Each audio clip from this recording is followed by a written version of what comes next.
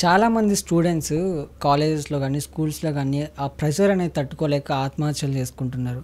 బేసిక్గా ఇట్లా ఆత్మహత్యలు చేసుకోవడం కొంతమంది అంటే పిచ్చోళ్ళు అయిపోవడం, మెంటల్ అయిపోతున్నారు. అలాంటి వాళ్ళ మెంటల్ హెల్త్ అనేది ఎలా ఉంటుంది? లీగల్గా వీళ్ళకి ఎలాంటి రెమెడీ అనేది దొరకదా? ఫస్ట్ పాయింట్ ఏంటంటే ఆర్టికల్ 21 ఆఫ్ కాన్స్టిట్యూషన్ ఏం చెప్తుంది అంటే లైఫ్ టు డిగ్నిటీ.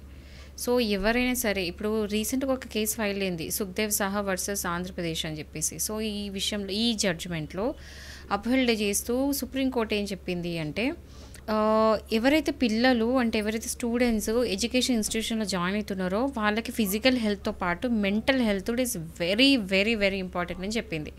ఎందుకంటే ఫిజికల్ హెల్త్ ఎట్లయినా ఇంపార్టెంటే, బట్ మెంటల్ హెల్త్ కూడా as equal as to physical health ఇంపార్టెంటే. ఎందుకంటే చాలామంది సూసైడ్ చేసుకుంటున్నారు. ఇప్పుడు రీసెంట్గా కోటాలో కూడా ఎంతమంది సూసైడ్ చేసుకున్నారో అప్పుడు ఒక పిల్ల అనేది వేశారు. సో ఇప్పుడు ఈ జేఈఏ ప్రిపేర్ అవుతూ ఉంటారు, నీట్ ప్రిపేర్ అవుతూ ఉంటారు. వీటికి ఏంటంటే వీళ్ళకి మెంటల్ స్ట్రెస్ ఇస్తూ ఉంటారు. ఇన్స్టిట్యూషన్స్లో ఏంటంటే వాళ్ళ నానా విధాలుగా టార్చర్ పెడుతూ ఉంటారు.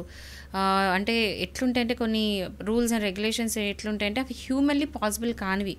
అంటే ఒక మనిషి రోజుకి ఎంతసేపు చదవగలుగుతాడో ఒక కెపాసిటీ ఉంటుంది, ఇండివిజువల్ మీద డిపెండ్ అయి ఉంటుంది.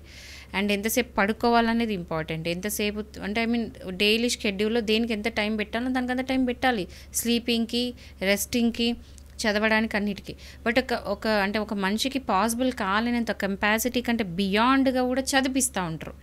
అది కాకుండా ఏదైతే కాలేజెస్లో జాయిన్ అవుతారో ఈ కాంపిటీషన్ అనేది ఉంటుంది. ఈ కాంపిటీషన్ వల్ల ఏంటంటే ఐ మీన్ నాకు ఎక్కువ మార్క్స్ రావాలి, నేను పాస్ అవ్వాలి అనేది ఒక ఫీలింగ్ ఉంటుంది చూడండి. దానివల్ల బాగా మెంటల్లీ స్ట్రెస్ అయిపోయి చాలామంది సూసైడ్ చేసుకుంటున్నారు. ఈ కాంపిటీషన్ స్పిరిట్ వల్ల చాలామంది సూసైడ్ చేసుకుని జరుగుతుంది. ఈ ప్రెషర్ కూడా ఉంటుంది. ఎందుకంటే పాస్ అవ్వకపోతే ఎట్లా, ఇప్పుడు జేఈఏ నీట్ వచ్చిన వరకు ఒకటి, మళ్ళీ అందులో అడ్మిషన్ దొరికిన తర్వాత మళ్ళీ చదవడం ఇంకొక ఎత్తు. సో ఇవన్నిటి వల్ల కూడా మెంటల్లీ బాగా స్ట్రెస్ తీసుకోవడం వల్ల చాలామంది సూసైడ్ చేసుకోవడం, మెంటల్లీ హిల్ అవ్వడం, డిప్రెషన్లోకి వెళ్ళిపోవడం. అందరూ సూసైడ్ చేసుకోవాలని లేదు. నిజం చెప్పాలంటే అందులో 60 to 70% స్టూడెంట్స్ డిప్రెషన్లో ఉంటారు బికాస్ ఆఫ్ ద స్ట్రెస్. ఆ మెంటల్ హెల్త్ అనేది పోతుంది వాళ్ళది. సో ఈ పర్టికులర్ కేసులో సుప్రీంకోర్టు ఏం చెప్పిందంటే మెంటల్ హెల్త్ చాలా important, you have to take care of mental health. So అన్ని ఎడ్యుకేషన్ ఇన్స్టిట్యూషన్స్ అందరూ కూడా they have to be careful. అంటే స్టూడెంట్స్ అనేది జస్ట్ పుష్ చేసి చదివించడమే కాదు, దాంతోపాటు వాళ్ళ మెంటల్ హెల్త్ని కూడా కన్సిడర్ చేయండి. Take care of that mental health two. And ఎవరైనా వచ్చి ఇట్లా అనిపిస్తుంది అండ్ స్ట్రెస్లో ఉన్నారు అంటే వాళ్ళకి కావాల్సిన హెల్ప్ వాళ్ళకి ఇవ్వాలి. అది ఇన్స్టిట్యూషన్సే కానీ, వాళ్ళ పేరెంట్సే కానీ, వాళ్ళు చూసుకునే గార్డియన్సే కానీ, ఎవరైనా ఫ్రెండ్స్ ఎవరైనా సరే if they want to seek help, అంటే డిప్రెషన్ ఆర్ మెంటల్ హెల్త్ ఏదైనా ఖరాబ్ అవుతుంది అంటే మాత్రం please take help. Okay. And ఒకవేళ ఎవరైనా సరే మీకు ఇబ్బంది పెడుతున్నారంటే మీరు మాత్రం కేసు వేసుకోవచ్చు, ఆర్టికల్ 21 వయలేట్ అయినట్టు. సో మీరు వెళ్ళి కేసు కూడా పెట్టుకోవచ్చు. ఒకవేళ మీకు దీనికి అంటే మీకు అగెయిన్స్ట్కి పోయి మిమ్మల్ని ఇబ్బంది పెడుతున్నారంటే మాత్రం మీరు కేసు వేయచ్చు. కొన్ని స్కూల్స్లో కాలేజెస్లో పనిష్మెంట్ ఇస్తూ ఉంటారు కొంతమందికి.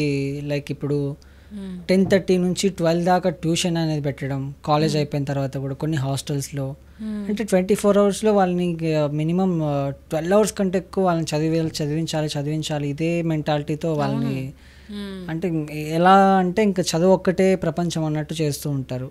నిజంగా ఎడ్యుకేషన్ సిస్టమ్ అనేది కరెక్టేనా? అలా ఉంటే అసలు పిల్లలు ఏమైపోతారు మేడం? ఇప్పుడు ఇదే ప్రాబ్లం, అదే అంటున్నాను కదా. ఇప్పుడు ఈ కేసులో మనం ఏదో ఎంఫసైజ్ చేసుకొని మాట్లాడుతున్నాము. ఇది నాట్ జస్ట్ ఇప్పుడు ఏదైతే కాంపిటీషన్ అంటే ఏదైతే ఇన్స్టిట్యూషన్స్లో ఉన్నాయి అవే కావు. ఈవెన్ స్కూల్స్లో కూడా ఏంటంటే అంటే స్కూల్స్ పేర్లని మెన్షన్ చేయదలుచుకోలేదని యూ నో వెరీ వెల్. అంటే ఏ స్కూల్స్ బ్రాండెడ్ నేమ్స్తో నడిచే స్కూల్స్ అన్నీ కూడా ఎంత ప్రెషరైజ్ చేస్తే ఒక 9th 10th క్లాస్ స్టూడెంట్ అంటే ఒక జస్ట్ 14-15 years స్టూడెంట్ ఎంత మెంటల్ టార్చర్ పెడుతున్నారు, చదువు అని చెప్పేసి జస్ట్ ఫర్ మార్క్స్. ఒకటి రెండు అది విని విసుగు వచ్చేసింది. సో 4 o'clock లేపడాలు, 5 o'clock లేపండి. ఓకే 4 o'clock లేవడం కరెక్టే, కానీ నైట్ ఎప్పుడు పడుకుంటున్నారు ఈజ్ వెరీ ఇంపార్టెంట్. అండ్ ఇంకోటి ఏంటంటే సివియర్గా పనిష్ చేయడము, అంటే అవసరం లేకున్నా కూడా పనిష్ చేయడము, అట్లా వాళ్ళ మెంటల్ స్ట్రెస్ చేయడం కరెక్ట్ కాదు. సో ఎవరైనా సరే ఇట్లా మెంటల్ హరాస్మెంట్ చేస్తున్నారంటే మాత్రం మీరు కేసు అనేది పెట్టొచ్చు. ఇంకోటండి, స్టూడెంట్స్ని పనిష్ చేయాలి కానీ కొట్టడాలు అంటే రక్తమోషుడు కొట్టడం, ఇట్లా సివియర్ కొట్టడాలు చేయొద్దు.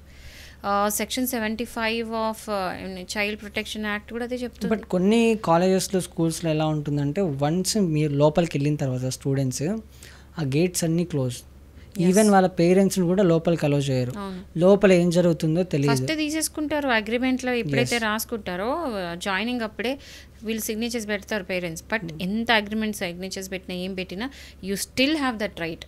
మీ స్టూడెంట్స్ని హరాస్ చేయొద్దు, మెంటల్ హరాస్ లోపల ఏం జరుగుతుందో కూడా తెలియదు కొన్ని సందర్భాల్లో. అసలు అక్కడ ఏంటుందని ఎవరైనా మనం కూడా చూసాం కదా కొన్ని స్కూల్స్లో కాలేజెస్లో పిల్లలు మెట్ల మీద నుంచి వీళ్ళు వెళ్ళి ఇన్స్పెక్షన్ చేస్తుంటే హెల్ప్ మీ అని చెప్పి అరవడాలి, ఇవన్నీ మనం ఇన్సిడెంట్స్ విన్నాం.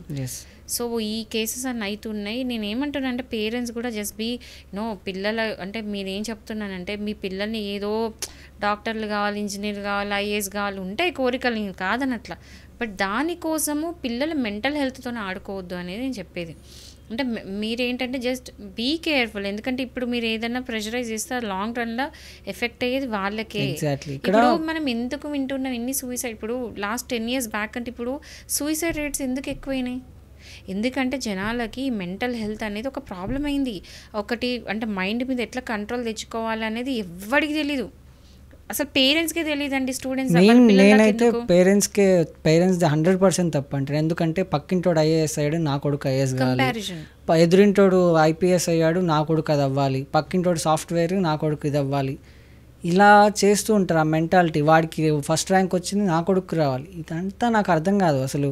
ఇంకొకటి ప్రెస్టీజియస్ ఎట్లా అంటే ఇప్పుడు నా కొడుక్కి ఫస్ట్ క్లాస్ చదువుతున్న అబ్బాయికి 3 లక్షలు ఫీజు కడుతున్నా అంటే ప్రెస్టేజ్. ఓ ఇంత ఫీజు కట్టి చదివిస్తున్నారా, ఇంటర్నేషనల్ స్కూలా, ఇట్లా ఏదైనా ఫంక్షన్ అయింది అనుకోండి, ఈవెంట్ అయిందంటే మా అబ్బాయి ఈ స్కూలు ఇంటర్నేషనల్ స్కూల్ అని గొప్ప చెప్పుకోవడానికి.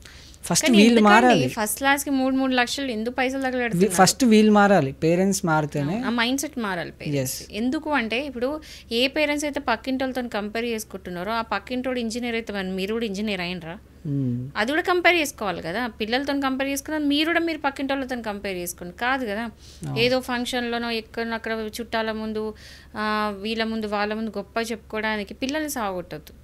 సో అది కరెక్ట్ కాదు. మీరు అన్నట్టు పేరెంట్స్ కూడా ఈ మైండ్ సెట్ అనేది మారాలి. అంటే మన అభిప్రాయాలు, మన కోరికలు, మన ఆశలు అన్నీ పిల్లల మీద రుద్దితే ఎండ్ ఆఫ్ ద డే వాళ్ళు ఏటు కాకుండా అయిపోతారు. అది వాళ్ళకి ఎంత డిస్టర్బ్ చేస్తుంది అంటే చాలా డిస్టర్బ్ చేస్తుంది. ఈ డిప్రెషన్ ఇది ఇప్పుడు చాలా 90% అండి ఎవరైతే టీనేజర్స్ ఉన్నారో, ఎవరు యంగ్స్టర్స్ ఉన్నారో 90% they suffering with depression. And అది బయట చెప్పరు, ఎవరు తెలియని కూడా తెలియదు. అంటే ఈ పర్సన్ డిప్రెషన్ ఉన్నది ఎవరు తెలియదు, అది ఒక ఇష్యూ అయిపోయింది. ఎందుకు అంటే ఈ మెంటల్లీ కంట్రోల్ ఎట్లా చేసుకోవాలో ఇట్లా. సో నేనేం చెప్తున్నానంటే ఈ స్కూల్స్లో ఏదైతే ఈ ప్యాటర్న్స్ ఉన్నాయో ఈ స్టడీ అంటే ఈ ఎడ్యుకేషన్ సిస్టమ్ మారాలి. ఇప్పుడు సోషల్, సైన్సు, మ్యాథ్స్ ఇలా సబ్జెక్ట్స్ ఎట్లా చెప్తున్నారో ఈ మెంటల్ హెల్త్ ప్రొటెక్షన్ కూడా అట్లాంటి ఒక సబ్జెక్ట్ పెట్టి పిల్లలకి నేర్పించాలి. How to be strong. ఒక ప్రాబ్లం వస్తే ఎట్లా సాల్వ్ చేసుకోవాలి, ఒక ఇష్యూ వస్తే ఎట్లా సాల్వ్ చేయాలి, అంటే ఎవరితో చెప్పుకోవాలి, ఇవన్నీ కూడా పిల్లలని ఎడ్యుకేట్ చేయాలి. ఒక పర్సన్కి చదువు చెప్పడమే కాదు, మోరల్స్ పెంచాలి, వాళ్ళ దాంట్లో వాల్యూస్ పెంచడంతో పాటు హౌ టు బీ స్ట్రాంగ్ నేర్పాలి మెయిన్గా. ఇంకొకటండి మన ఇండియాలో ఎక్కువ చూస్తాం ఇది ఏంటంటే నువ్వు అబ్బాయి కదరా అమ్మాయిలాగా ఎందుకు ఏడుస్తున్నావు అంటారు. ఒక అబ్బాయి ఏడ్చిండంటే నువ్వు అమ్మాయి వారా ఎందుకు ఏడుస్తున్నావు అంటారు. అంటే అబ్బాయిలు ఏడవడానికి హక్కు లేదు. అబ్బాయిలు ఏడుస్తే అది ఇంకా అయిపోయింది, ఇక ఇమేజ్ డౌన్, అయ్యా ఆడపిల్లలాగా ఏడుస్తున్నారు ఇట్లా మాట్లాడతారు.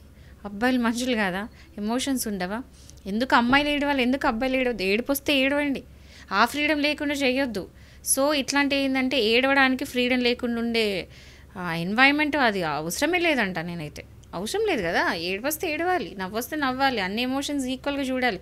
అబ్బాయికి ఒకలాగా అమ్మాయికి ఒకలాగా చూడకూడదు. ఎవరికి ఏ ఎమోషన్ వస్తే అది బయట పెట్టడం బెటర్. అప్పుడే అది ఏమంటారు వెంట్ అవుట్ అనేది అవుతుంది. ఒకసారి ఏడ్చినారు అంటే అది వెంట్ అవుట్ అవుతుంది. పెట్టుకొని అందులోనే పెట్టుకున్నారంటే అది ఇంకా డబుల్ త్రిబుల్ అయిపోతుంది, ఇంటెన్సిఫై అయిపోతుంది. సో ఏ ఎమోషన్ కూడా ఆపుకోవద్దు. అండ్ ఏదైనా ప్రాబ్లం ఉంటే మాత్రం అది బయట చెప్పుకోవాలి. సో స్కూల్ ఎడ్యుకేషన్ సిస్టమ్ గురించి మాట్లాడుతున్నాం కాబట్టి ఈ ఒక సబ్జెక్ట్ లాగా పెట్టి అంటే ఎట్లయితే మోరల్స్, వాల్యూస్ నేర్పించడానికి ఒక క్లాసెస్ పెడుతూ ఉండే వీక్లీ వన్స్ అట్లా. ఇప్పుడైతే ఏ స్కూల్లో అవి చూడట్లే నేను. అలాంటివి పెట్టాలి. అండ్ ఇట్లాంటి మెంటల్ స్ట్రెంత్ పెంచుకోవడానికి కూడా. ఇంకోటి పిల్లల్ని ఏం ఎడ్యుకేట్ చేయాలి చెప్పాలా, ఒకవేళ మీకు ఏమైనా ప్రాబ్లం వస్తే మీరు ఎక్కడికి వెళ్ళాలి, హెల్ప్ లైన్ ఏంటి, ఒకవేళ చాలా సీరియస్ ఇష్యూ అంటే ఒక సైకాట్రిస్ట్ దగ్గరికి వెళ్ళాలి, ఒక సైకాలజిస్ట్ దగ్గరికి వెళ్ళాలి. సో ఇలాంటివి కూడా అవేర్నెస్ పెంచాలి. ఒక ప్రాబ్లం వస్తే ఫ్రెండ్స్ దగ్గరకు పేరెంట్స్ దగ్గరికి వెళ్ళడం ఓకే, బట్ సివియర్ ప్రాబ్లం వస్తే ఎక్కడికి వెళ్ళాలి, సైకాట్రిస్ట్ దగ్గరికి వెళ్ళాలి, కౌన్సిలింగ్స్ తీసుకోవాలి, ఇది తెలీదు. సో ఇలాంటివి ఎడ్యుకేట్ చేయాలి. అండ్ ఇంకోటి మన సొసైటీలో ఒక ఫీలింగ్ ఉంటుంది, సైకాట్రిక్స్ దగ్గర పోతుంటే పిచ్చి ఉందా ఏమన్నా అంటారు. నాకేం పిచ్చి లేదు, నేను పోతా. అయ్యో పిచ్చే వాళ్ళు మాత్రమే సైకాట్రిస్ట్ దగ్గర పోరు, పిచ్చి వాళ్ళకి మెంటల్ హాస్పిటల్ వేస్తారు. సైకాట్రిస్ట్ అనేటోళ్ళు ఏం చేస్తారంటే, మీరు మెంటల్ ఏమైనా ఫేస్ చేస్తున్నారు, ఏదైనా ఇష్యూ ఉంటే వెళ్ళి కౌన్సిలింగ్ తీసుకొని దాని దగ్గర ట్రీట్మెంట్ తీసుకోండి. జ్వరం వస్తే పోయి డాక్టర్ దగ్గర ట్రీట్మెంట్ తీసుకుంటలేరా, ఏదైనా వైరల్ ఫీవర్ ఏదో తీసుకుంటలేరా, ఇది అంతే. ఏదైనా ఇప్పుడు డిప్రెషన్ అలాంటివి ఏంటంటే ఇది కూడా ఒక చిన్న రోగం లాంటిది, వెళ్ళండి హాస్పిటల్కి వెళ్ళి ట్రీట్మెంట్ తీసుకోండి, మెడికేషన్ తీసుకుంటే తగ్గిపోతుంది. దానివల్ల you can avoid suicide at least. So ఇవన్నీ కూడా part and parcel of the subject. So ప్రతి చిన్న ఆస్పెక్ట్ వదిలేకుండా అందరూ దీంట్లో ఏమంటారు కోఆపరేటివ్గా కోఆర్డినేట్ చేసుకొని వర్కౌట్ చేయాలి. So parents, education institutions, teachers or lecturers and students, పిల్లలు, వీళ్ళందరూ కూడా కోఆర్డినేట్ చేసుకొని ఈ ఒక ప్రాబ్లం వస్తే ఎట్లా సాల్వ్ చేసుకోవాలని చూసుకోవాలి. అండ్ ఎడ్యుకేషన్ ఇన్స్టిట్యూషన్స్ కూడా ఈ చదువు అనే ప్రెషర్తో టార్చర్ పెట్టద్దు. So mental health very important. Even supreme court కూడా రికగ్నైజ్ చేసేసి దీన్ని హైలైట్ చేసింది, మెంటల్ హెల్త్ పట్టించుకోండిరా బాబు అని చెప్పేసి చెప్పడం జరిగింది. నేను ఎక్కడ మొన్న ఇన్స్టాగ్రామ్లోనో సమ్వేర్ ఇక్కడ యూట్యూబ్లోనో చూసాను ఒకటి, చైనాలో స్కూల్ పిల్లలకి బట్టలు కుట్టడం, హెయిర్ కట్ చేయడం, ఇంకా రకరకాల యాక్టివిటీస్ బతకడానికి, మెకానిక్ పని చేయాలి, అవన్నీ కూడా ప్రాక్టికల్ గా నేర్పుతారు. పేపర్లో ఇగో బోర్డు మీద పెట్టి ఇట్లా రాయడం అట్లా కాదు, ఎగ్జాక్ట్లీ తీసుకెళ్ళి ఆ కార్ దగ్గర రిపేర్ చేయించుకుంటూ చూపిస్తారు, ఏదైనా ప్రాక్టికల్ గా చూపిస్తారు. ఎడ్యుకేషన్ సిస్టమ్ అంటే అలా ఉండదు, బయాస్ ఉండదు. ఎడ్యుకేషన్ సిస్టమ్ అంటే అలా ఉండాలి, ఎందుకంటే రేపు పొద్దున్న వాడు చదువు నాట్ ఓన్లీ చదువు, చైనా కాదండి, జపాన్లో education system perfect. Education system అంటే జపాన్, అక్కడ చూసి నేర్చుకోవాలి. మళ్ళీ ఇవన్నీ అంటే దేశద్రోహులు అంటారేమో. దేశద్రోహులు ఏమవుతుంది, మనం ఎన్నో అడాప్ట్ చేసుకుంటున్నాం. ఇప్పుడు మనం జీన్స్ వేసుకొని తిరుగుతున్నాము, అది ఇండియాదా కాదే, కంఫర్ట్ ఉంది అడాప్ట్ చేసుకున్నాం. ఇప్పుడు ప్రతి ఏఐ ఇవన్నీ ప్రతిదీ మనం అడాప్ట్ చేసుకుంటున్నాం. ఇప్పుడు మన దగ్గరనే పుట్టాలని లేదు, ఎక్కడ ఏది పుట్టినా మంచిని అడాప్ట్ చేసుకుంటాం. సో ఏదైనా మంచి అడాప్ట్ చేసుకోవడం తప్పలేదు, అందులో దేశద్రోహం అంటూ ఏది లేదు. సో ఏదైనా మాట్లాడితే ఏమైందంటే బ్యాక్లాష్ చాలామంది చేస్తూ ఉంటారు, అవన్నీ పట్టించుకోవద్దు. ఎందుకంటే మనం నిజాయితీగా నిజాలు మాట్లాడుతున్నాము, సొసైటీకి యూజ్ అయ్యేది మాట్లాడుతున్నాము. కొంతమంది అది యాక్సెప్ట్ చేస్తారు, కొంతమంది నచ్చదు. ఆ నచ్చదు ఏంటంటే వాళ్ళ పర్సనల్ ఇష్యూస్, అది వాళ్ళ ప్రాబ్లం.